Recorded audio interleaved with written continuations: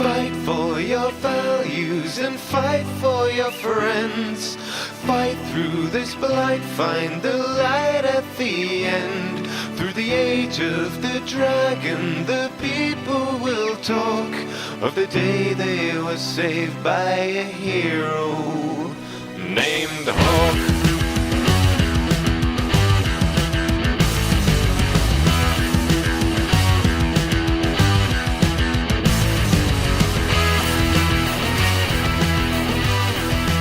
You're listening to Reignite, a podcast that radicalizes me further with each episode. I'm Frankie. And I am Matt, a.k.a. Stormageddon. I really think that we need a video game that will not be so close to reality every time we play it. This isn't the first time this has happened, but I feel like this is the best it's lined up in a while, and it just sucks. It drives me crazy sometimes, but kind of in a good way, because I think that when we played Mass Effect, there were a lot of moments where we felt that something could have been handled better. Right.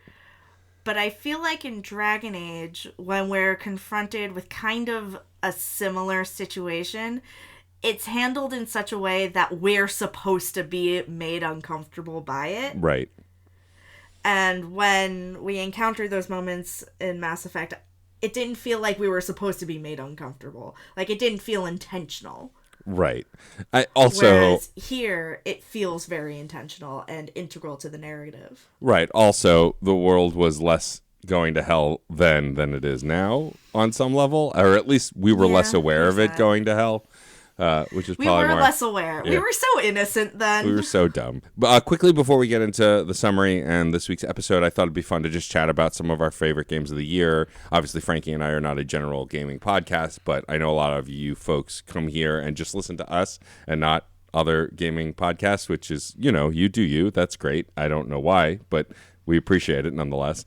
And we don't often talk a lot about games, except anecdotally, outside of what we're covering. And to get it out of the way, my game of the year this year is probably the Veilguard, and I'll talk more about that over on Fun and Games, but I thought it'd be fun to kind of talk about some of our other favorites that maybe came along this year that might not have even been RPGs. I know that Frankie is a visual novel sicko, so I'm sure there's a few of those in there somewhere. But my entire fart. But Frankie, do you have a game of the year, a favorite game that you played this year that comes to mind? So obviously, I did love Veilguard, right? Intensely, deeply, truly, madly, right? Almost as much as you love Lucanus. My short king. I love him so much. He's all over my Instagram feed, and I'm just like, yes, show me more illustrations of him. Though I'm getting a lot of Emmerich lately, too, and I'm like, I see you. I see you, Vincent Price looking motherfucker. I did love Veilguard very deeply, but because that's something that we are going to talk about eventually. We're going to have our roundtable. I will instead talk about Dungeons of Hinterberg. Speaking of games that radicalize me. Oh my god, the way Dungeons of Hinterberg radicalized me. It is very much about commodified tourism and, treating a natural resource like an amusement park, which now that I live in Northern Ireland, I am much closer to from a cultural standpoint. I live in a place that many people, mostly Americans, treat as an amusement park. Right. People come here to get connected with their heritage, their perceived homeland, their they want to connect with magic and the fae and see beautiful things. And there is a lot of beauty here. I'm not going to say that there isn't. This place is gorgeous. But also there's a lot of cultural and social unrest. There's religious conflict. There's a lot of harm that was done in the 80s or 70s and 80s with the Troubles. And people still feel it to this day. And I feel like a lot of Americans come here just not knowing anything about what this place has gone through. Like, a lot of people don't realize that there's a difference between the Republic and the North. There are, like, what, 32 counties in Ireland? I could be wrong on that number. I'm sure someone will correct me. But there are 6 counties that are under the rule of the United Kingdom. Mm-hmm. And Ireland is not united. And a lot of people don't realize that. And Dungeons of Hinterberg radicalized you because it reminded you and of all of this stuff. Yes, because you play as a young lawyer who's like fed up with their life. They decide to go on an adventure to this small town in Austria that magic has just popped up in. Right. And there are these dungeons, and they've kind of turned it into this tourist attraction where, you know, you go through the dungeons and you become a professional slayer and you fight monsters all the time. And like there's tourist packages that you can pay for in order to go through all the dungeons. And you start off thinking like, oh, this is a cool little thing that's happening. But the more you play it, the more you talk to people, you realize this is actually deeply fucked up. Yeah, it's like, this is actually a huge problem. Yeah, it's fun. It's a dungeon crawler that's designed to be at its surface just like what if we went on an adventure in real life to go dungeon crawling and what that would look like. Yeah. And then there turns out to be shenanigans with the town's mayor and you know, things going on with the magic beyond what the town will let on, and it's a really good story. I'm bummed that I never finished it, but I'm glad that I recommended it to you and you enjoyed it so much. That's always very satisfying. I enjoyed it so deeply. I played it twice in a row because I enjoyed it so much, and I wanted to try. First time I played it, I wanted to get through all the dungeons like within the set time frame because I was under the impression that you only had a certain number of days, but I didn't realize that you could take longer. Yeah. So the first time I played, I was like, I gotta get through all the dungeons. I gotta do it. But because of that, I didn't interact with as many people, so I missed out on a lot of things. So when I played it again, I took my time and I like expanded all of the relationships, and it was totally worth it because there was a lot to gain from doing that, not only like mechanically but narratively. So it was really cool to see how this world is impacted by magic and what magic's intent was in impacting the world versus what the perceived intent was by people who thought that they could use it for their own benefit. Yeah, it's really fascinating storytelling, and it's, I think, the studio's first game too, which is fascinating to like come out so strong out of the gate. You know, anyone who does listen to our first season, right? You get your feet under you as you make the thing, but the fact that they came out so strong, I will watch the studio and all of their future releases because even though I didn't finish it, I did enjoy this game a lot and do intend to go back and finish it at some point eventually. When you do, let me know because I am curious to know how you feel about the conclusion of the game because I found that the conclusion was very moving. Like the whole point of magic in it, I'm not going to tell you what it was, but I felt that there was a strong environmental message to it. And, you know, it can't be ignored. And it radicalized me a lot, and it is making its way into my thesis as a result. I guess I can yet again be blamed for something video game related in your life. Yes, I really loved it. What about you? What other games did you really love this year? So yeah, like I said, I really love Veilguard. It might be my number one. I'm still figuring that out. By the time folks hear this, my top 10 list for funny games should be out. I'm planning to write it tomorrow as of when we're recording, so we'll see how that goes. But I think it's funny. The game that ended up jumping towards the top of my list was a game that I didn't expect to love as much as I did, but like I'm a huge fan of the series. So before we get to that, I do want to just shout out a game called Mouthwashing. It's about in the middle of my going to end up somewhere in the middle of my list, but it's an incredible indie game that tackles the like psychological space horror story, but in a really interesting way. It has very few jump scares. It's mostly like meant to unnerve and like show. It's kind of it's about this crew that gets stranded and things start to break down as they're stranded, and it seems like there's no rescue coming. And the small stories told within that are really interesting. How it's handled is really interesting. It has like the blocky PS2 N64 kind of style graphics, which gives some dissonance as well. I really, really enjoyed it. And as someone who's only recently started playing a lot more horror games and has found that they like horror when it's more psychological and less jump scares and just like really violent, I really enjoyed it. And so I do want to recommend that to folks who may not have heard of it or have not played it, as it has gone a little under the radar this year. But my one of my favorite games of the year besides Dragon Age is actually Mario and Luigi Brothership. The Mario and Luigi series, for those who don't know, is an RPG series. It was originally created by Alpha Dream, and that studio went under many years ago. And so we assumed that Alpha Dream, because they were gone, also this series of RPGs would be done. But this year we got remakes of Super Mario RPG and The Thousand Year Door, and then they announced towards the end of the year that a studio is making a new Mario and Luigi game, and it turned out to be the studio Acquire, who's done tons of other games, both in the past and recent years. They, I believe, worked on one of the development teams that helped co-make the Octopath Traveler games, and I loved it. I thought I think it's my favorite game in this series, which for a new game to become a favorite of mine is not always easy. But it had a lot of quality of life upgrades. It's one of the most gorgeous looking Switch games. And the animations are incredible. The storytelling's great. And it has one of the most in-depth combat systems that I think the RPGs have had in a long time. It's a really heartfelt story, which is always fun. It's centered around bonds and the brothership of Mario and Luigi and the strength of their bond. And they get sucked into this world called Concordia.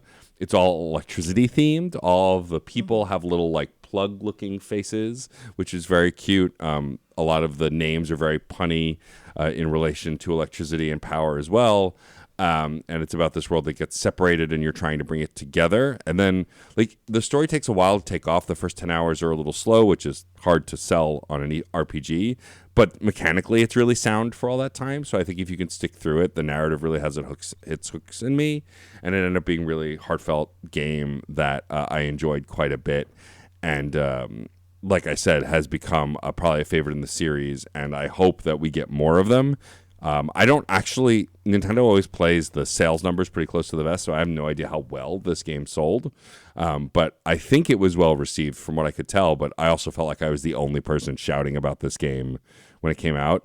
I also like that though Luigi is still portrayed as kind of a coward, he's my favorite character, and he gets this mechanic called Luigi logic, which is him in certain environmental situations or even combat situations, like thinking on something and then coming up with an idea. And the idea is usually a little wacky, but it solves the problem. And so while he's always the cowardly older brother, he's also I think he's the older brother, but as the cowardly brother. He's the younger brother, and that's why you always had to play player 2. But regardless of whether he's the older brother or not, he's always been portrayed as a coward and kind of bumbling. And I like that even though he's still kind of skittish and not always ready to jump into action, he gets this moment to shine in the game. That's a lot of fun.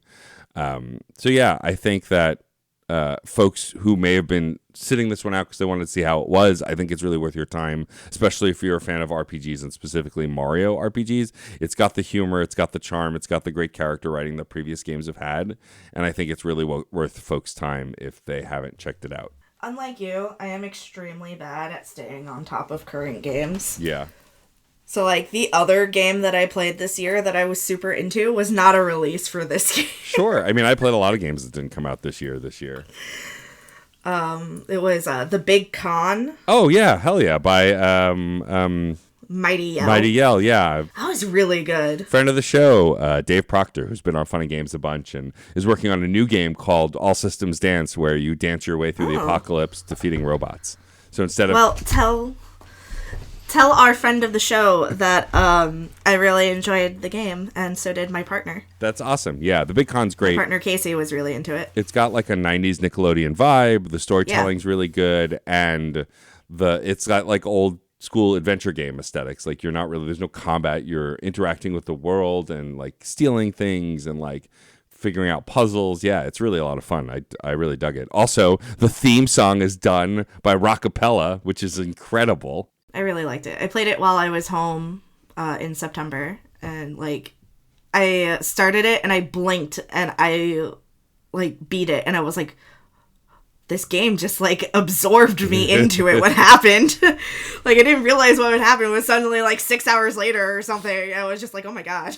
Amazing. Also, who doesn't love Rad Ghost?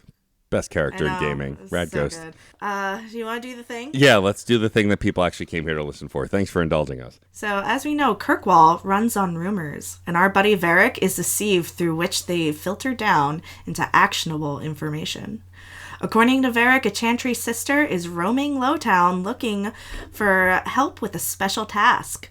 The sister in question, Sister Patrice, can be found making a poor decision to follow some unsavory characters into an alleyway. After Hawk's intervention, Patrice offers us a job that is suited for someone who can move about the dark places of Kirkwall freely. Once we visit her safe house, we learn that she is in possession of a Qunari mage, a Sarabash she calls Ketosian, who is separated from his handler, and Patrice wishes for us to bring him to freedom, whether he wants it or not. After a skirmish in Lowtown where Sarabash shows his teeth, Hawk emerges above ground to find a nasty surprise waiting for them. Yeah, I had thought I remembered what this was by the title, and then when I started playing it, I was like, oh yeah, I remember this.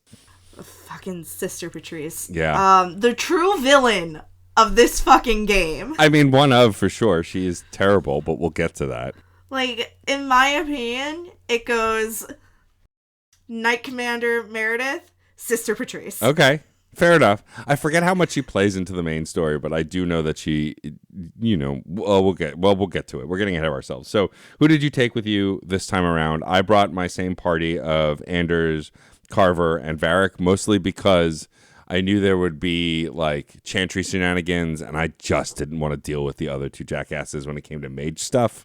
Like, I love Aveline and Fenris, but I cannot, like, although, interestingly enough, we'll get to it, but I still got some rivalry during this quest that I didn't expect to get. Interesting.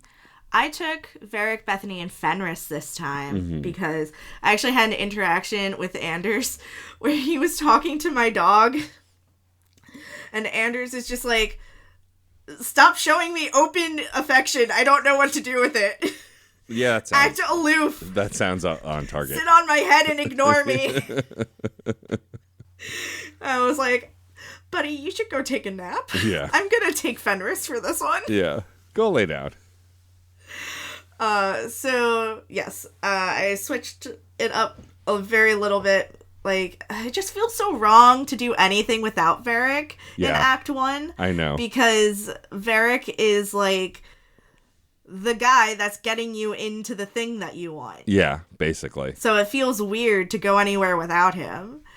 And Bethany, like, I'm playing it like we have a strong relationship, which we do.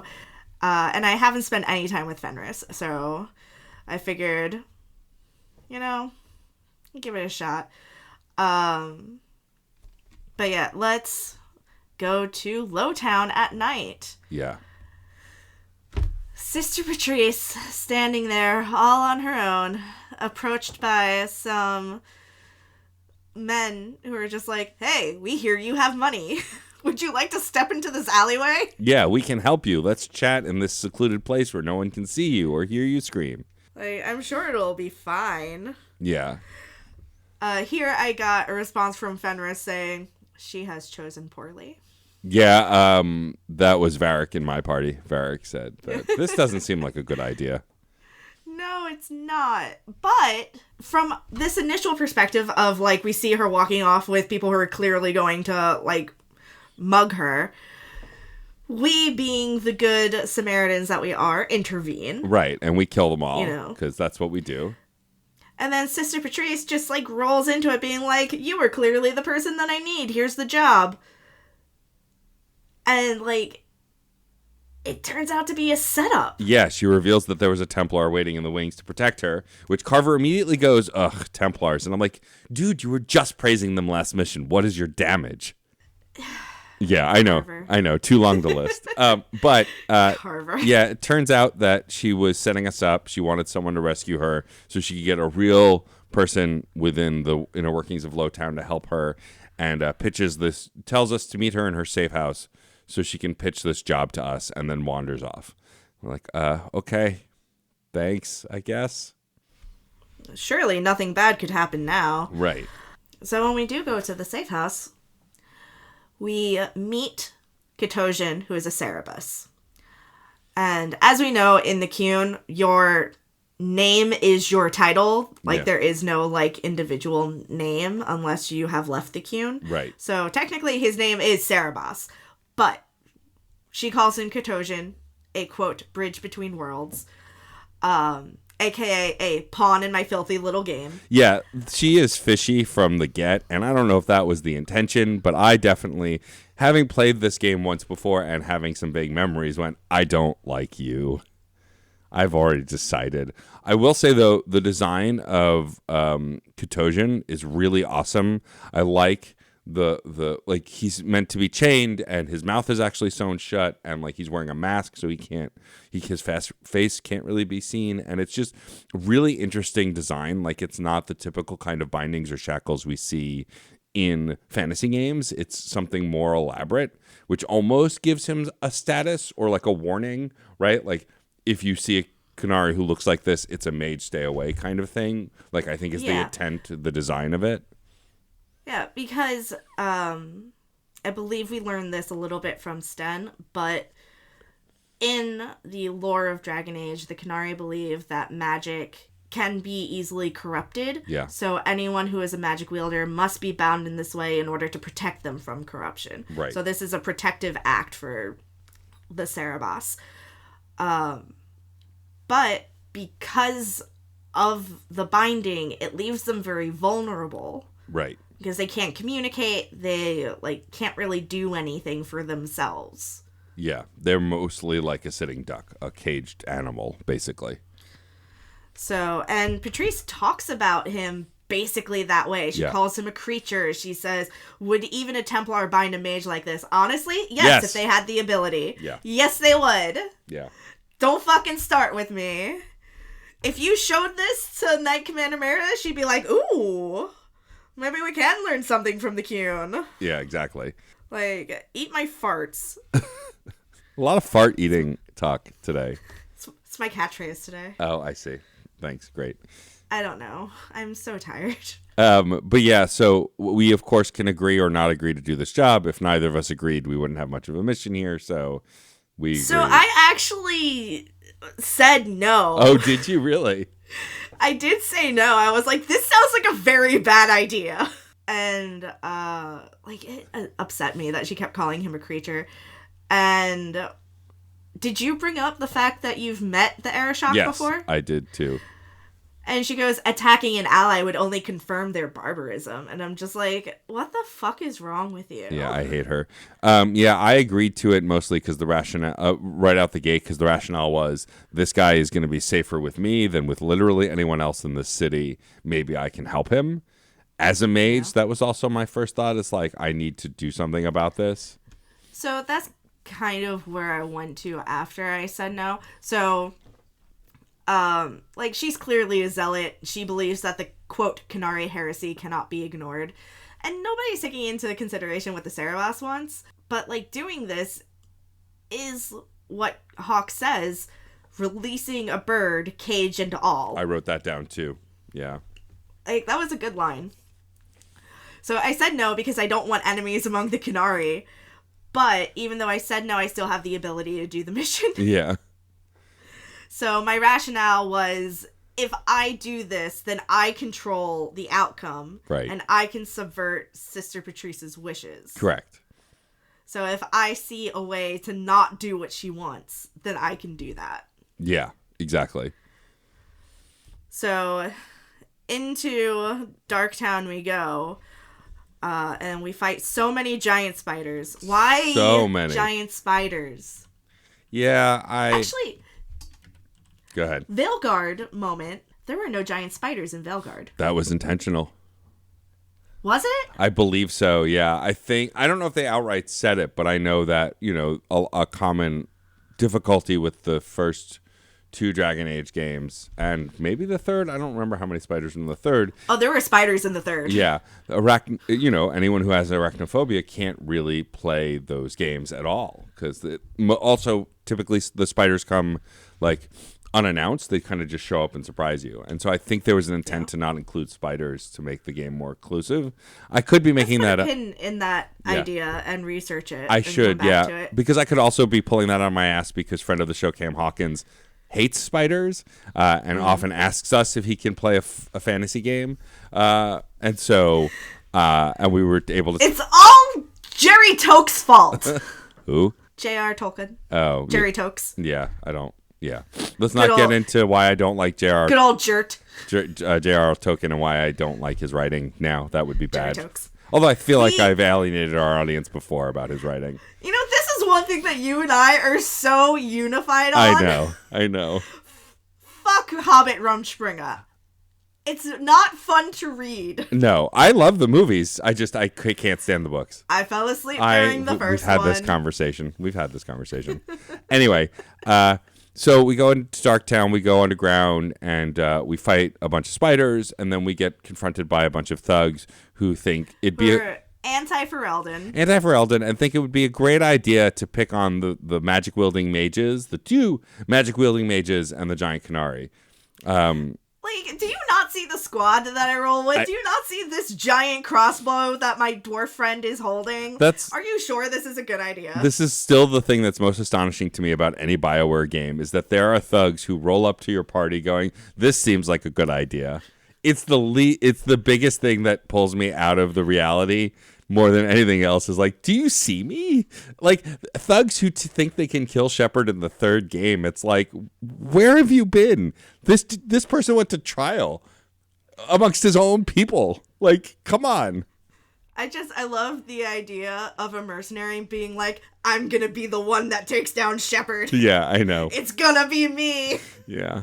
Anyway, that's what these guys are like. I'm gonna be the one that takes the champion. Yeah, so they confront us and they start to threaten us, and the Cerebos doesn't like that at all. Nope. And ignites in a fiery rage, and then we fight them, the ones that are left, but he kills a bunch of them. And then we try and have a conversation with him afterwards to calm him down, which he does. And then try and talk to him, and it's almost comedic that it is a little bit so his mouth is sewn shut, he can't really speak, and so you keep asking questions, and all he does is growl. And at one point, my hawk asks a question at the end, and he growls again. He's like, "Of course. Why would the answer be any different this time?" Yeah, why did I expect anything else? My hawk also says, can you, stamp your feet once for yes, twice for no? Come on. I'm that's actually very reasonable. Can we communicate? But once we emerge out of Darktown, we are somewhere on the Wounded Coast, and we are intercepted by a squad of Qunari, who are part of the Qun. And we find out that they were led to us. Yes. It was a trap set. Unclear who set the trap, although we have a pretty good idea at this point. Mm-hmm. And we are confronted by Arvarad? Arvarad, yes. Arvarad is the person who is basically the handler for a Cerebos. Yeah, and blames us for the murder of the other Qunari, and blames the Cerebos specifically, and demands that we return the Cerebos to him. And what's really interesting here is that in my conversation with him, when he's talking about how they deserve to be in chains, they can't be trusted, they only pull from demonic places, I can bring up the point that I am a mage and go, I'm a mage, I'm no threat to you, I'm not killing you right now, I'm no threat. And then behind me, Peanut Gallery, aka Anders, goes, me neither, hello. Both of us very insulted, and he's like, you also should be in chains. And then gets freaked out. Well, he gets freaked out first. He's like, wait, I forget what the name, because there was a name for non-Qunari that he used. Basra? He said, you're a Basra Cerebos? Totally killed negotiations. Once I brought up that I was a mage also, they decided to kill us all. because okay. I was it was really interesting though that he created a new word that may not have existed in their language just because they had never conceived to confront other mages. No, Basra means something. No, Basra it means something specific. It's like an enemy of the Qun, maybe. And then, but to combine it with Sarabas in the moment and be like, oh, yeah, it means foreigner trash. No, that's Vashidan. yeah, Vashidan is foreigner trash. Just looking things up. Basra. I thought Basra was like, oh, Bas means thing. yeah, Basra is a rude term for non-Kunari people. right. And so he just put them together and called me a Basra Sarabas, and then decided to try and kill me and my party. So I don't think he made a new word. I think he just Not made a new said word, but like 2 words. well, right. But I mean, he wasn't considering me being a Sarabas at all, and then. It's less that he made a new word and more that he combined the words of his language to fully describe me while insulting me at the same time, and also decided to kill me in that moment. Sorry, I'm looking at Kunlot and I'm like, what other words am I curious about? No, we're fine. So because I was not playing as a mage, I have this conversation with him. He tells me like, hey, his squad was killed, his handler was killed, he has to come back to the Qun. This is it. This is our culture. This has nothing to do with you. Yeah. Like, we were led to you. I don't give a shit if you killed them or not. I need to solve this problem right now. Right. If you killed them, someone else will handle you. I don't give a shit. So I was like, I mean, it's his decision. If he wants to go back to you, I'm not gonna stop him.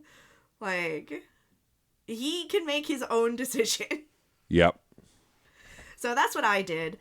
And because I did that, the Sarabas communicated with the Avarad something through a growl, and the Avarad unbound him so that way he could communicate with me. And then he told me that I was worthy of following and like I was a good leader, and he's like, thank you for like bringing me back to the Qun. And then the Avarad killed him. And I'm like, I get that this is part of your culture, but I also did not like it. Yeah. Yeah, mine went very differently because I wasn't able to finish negotiations. I didn't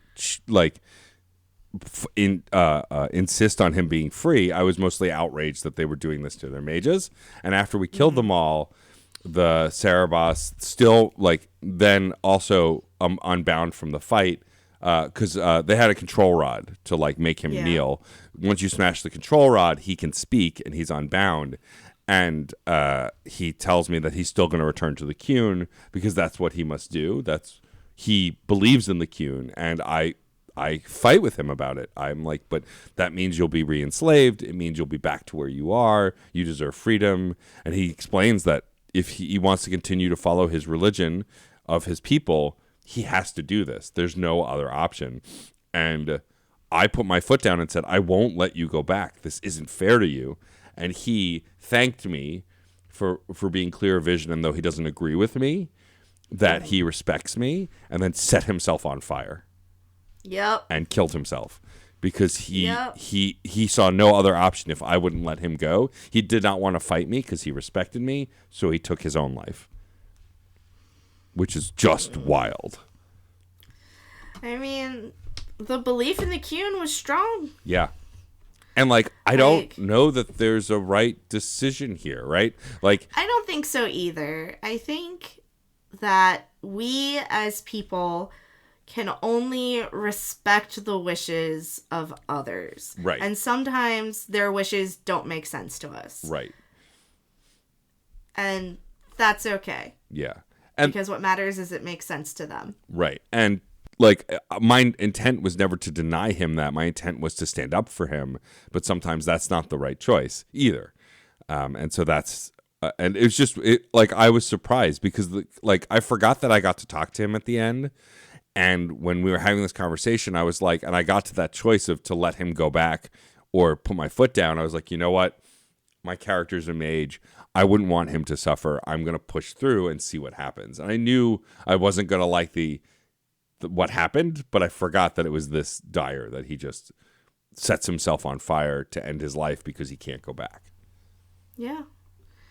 And, like, also, even if he did go back, it would be the same outcome anyway. He would still die, yeah.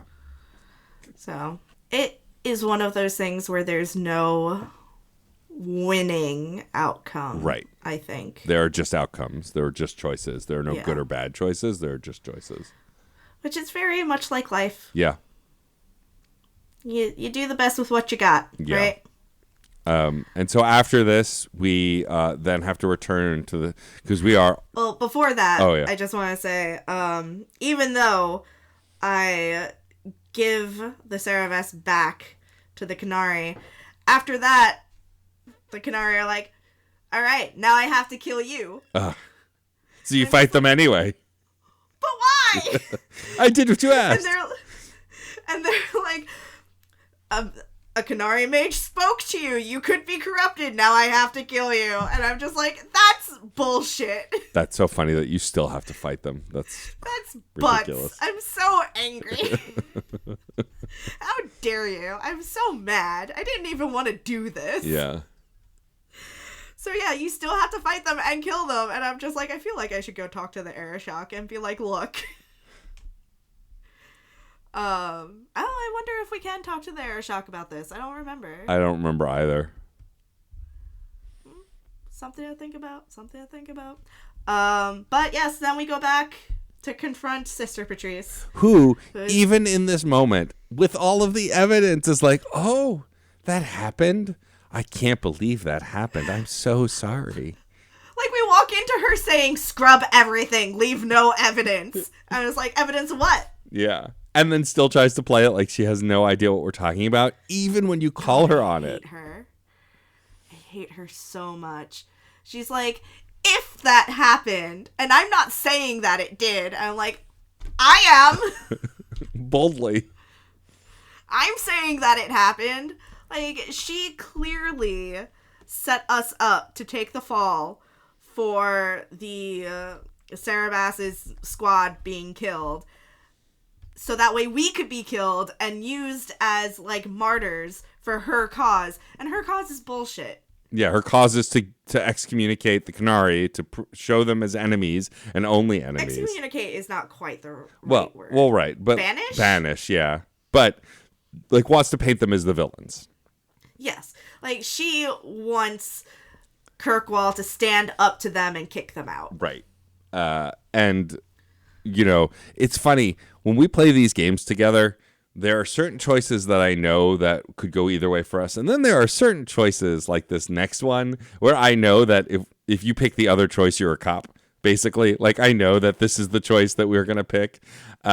So when you're talking with her, you can, like, plead that we could have been allies, or you can just declare that you've made an enemy this day. And we both declared that because she sucks. Yes. You will rue this day. Yeah. You have made an enemy of me. Bitch, I'ma get you. Basically, yeah. You fuck with me? You fuck around and find out.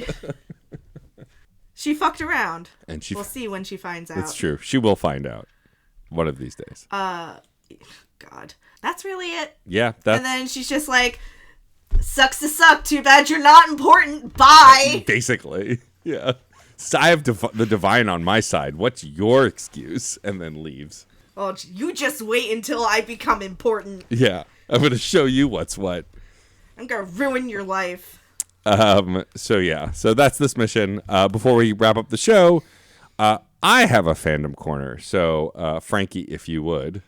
I'm your biggest fan. I'll buy your merch until I'm broke, babe. Fandom Corner. Welcome to Fandom Corner, where we bring you our biggest, coolest fandom choices. And Matt has a segment for us today. Yes. Not merch, but a podcast. The Play Along Pod.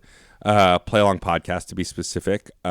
I encountered one of the hosts, Jared, through a mutual Discord server that we were in, became friends with him, and then ended up going on his show to talk about Hades in one episode. And then they have a series called Get Wrecked, where one of the three hosts and a guest swap recommendations, play them, and talk about it. And I had done that also for one of the episodes, and became a fan of the show, and discovered that in early 2023, they did... Well, I guess let's rewind. Play Along Podcast is exactly what it sounds like. It's similar to this show where they play through a game and talk about it episode by episode, but they do any franchise. They are not BioWare sickos like us 100%. They do other games as well. They've done Harold Halibut. They've done Alan Wake. They've done a bunch of stuff. But in early 2023, and one of the first seasons I listened to, or series, was they did the first Mass Effect. And they did it in a much shorter time than we did because they kind of streamlined the discussion. They deep dive into every single decision. But they do talk about the decision making. They do talk about the story. And I think it's a fascinating conversation and worth listening to. All of their segments are great, but I always like to find other podcasts that cover BioWare in the same way that we do, as far as like getting into the nitty gritty, more detail, not just doing a broad single episode on a game, which is a fine way to discuss it too. But Frankie and I are fans of the juicy details. And so Play Along Podcast does a great job with that. So if you scroll back in their backlog, you can listen to their coverage of Mass Effect 1. I do know they intend to cover the other games in the series as well at some point, as well as possibly Dragon Age. But it's a really great show and worth your time. So again, that's Play Along Podcast. I'll include links to their link tree. Links to their link tree? Yeah, sure. I'll include a link to their link tree in the show notes as well, so you can go listen. But definitely worth checking out. Great show. I love a book club format. Yep. It's basically what it is. Yep. That's it for us today. We haven't spent enough time in the alienage. I think we should go back. Yeah. I'm sure nothing could go wrong there. Let's just pop in and help a nice lady with her Wayward Son. Oh, God. Yeah, we're going to do the Mission Wayward Son. You can also maybe check in on Meryl while we're there. I mean, she does live there now. We probably should. We probably should check in on all of our guys. That's true. We probably have a bunch of check-ins. That's something that we just haven't done. We haven't done, any check-ins. Yeah, at all. Maybe for the next episode, we'll do a round of check-ins with all our party members, and then also do this mission. Yeah, make sure that, you good? Yeah. Okay, you're good. We're so good at this game. Yeah, oh, totally. All right, awesome. If you like what you heard here, you can follow us on social media. We're at ReignitePod on Blue Sky, Tumblr, YouTube, and Instagram, Facebook.com/ReignitePod, or you can send us an email at reignitepod@gmail.com. You can also find us on Blue Sky as Frankie B. Writes and DJ Stormageddon. You can also rate and review us on your podcast platform of choice. It helps folks find the podcast. So when they're looking for how to shepherd wolves, this podcast might come up. No, I don't know. Because, the title, Shepherding Wolves, not my best transition. But please rate and review the podcast. It really helps us grow the audience, more folks to find the great conversations we're having, and grow this wonderful community that y'all are a part of. We're members of the Certain Point of View Network. You can visit certainpov.com to find more nerdy podcasts, each with a unique point of view. You can also find a permanent invite link to our Discord server on the website, so you can join in the conversation. Yep, we have a channel dedicated to the Veilguard and spoilers within it. It's a great chat. We are using spoiler tags, so you can browse it sort of safely. But we will probably retire that channel soon. We'll keep it up for a bit, probably till our roundtable, and then probably retire it for maybe another really popular game to take over that main spoiler chat. But it's been fun to talk about that game in detail with our community. And if you'd like to talk about the Veilguard or any BioWare game or just video games in general, it's a great community. You should come hang out. As far as personal plugs, the usual stuff for me, Fun and Games, and this podcast are my main focuses right now. We have a Patreon for Fun and Games where we post articles for free and other things. Basically, with the downfall of social media, specifically a certain platform that sucks now, the best place to get all the details about what I'm doing on my other podcast is through our Patreon, which is patreon.com/funandgamespod. Otherwise, you can just go to djstormageddon.com to find my merch and other stuff that I am working on. Any news about what I'm working on, all of that is there. As for me, I am in the third year of my PhD program, so don't look for any projects from me. I got nothing going on. It's a miracle I'm alive. I don't know how I am existing right now. This has been the hardest month. It's so dark here. It's so wet. I am miserable. You can't see it, but Frankie's holding a little help me sign right now, like out of a cartoon. I'm like on the verge of tears constantly. I'm hiding in my hood. But yeah, I got nothing, friends. Like, until this PhD is done, it's very unlikely I will be starting anything. That is fair. Moving on, let's thank some folks. We'd like to thank the one and only Case Aiken for developing some awesome t-shirt designs that you can find at certainpov.com or on the Certain POV Teespring. And also thank you to Case for designing each episode's show art. We do love it. Thank you for all your work there. We'd like to thank Miracle of Sound for our theme music. It's amazing, and hopefully you guys enjoy it too. And of course, thank you to the one and only Red Spinks for designing our Dragon Age inspired logo. To see more of his work, you can go to Chaos Does Art on Instagram. Highly recommend commissioning Red. He is amazing. Especially if you are into the BioWare universes, because Red has done incredible work with things that he had never seen before. I put them in front of him, and he did an amazing job with them. So yes, I love Red. I love Red so much. And finally, thank you for listening. I'm Frankie. And I am Matt, a.k.a. Stormageddon. And remember, all Templars are bastards. And Chantry Sisters. Fight for your values and fight for your friends. Fight through this blight, find the light at the end. Through the age of the dragon, the people will talk of the day they were saved by a hero named Hawk. Hawk, Hawk, Hawk, Hawk, Hawk.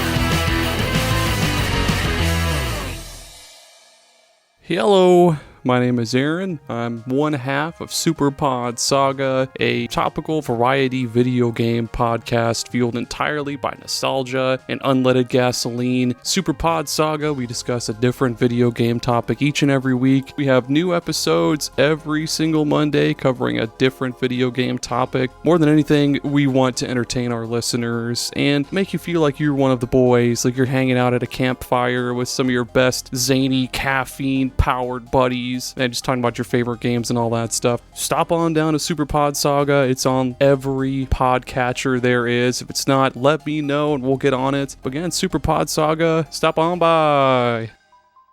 CPOV. CertainPOV.com.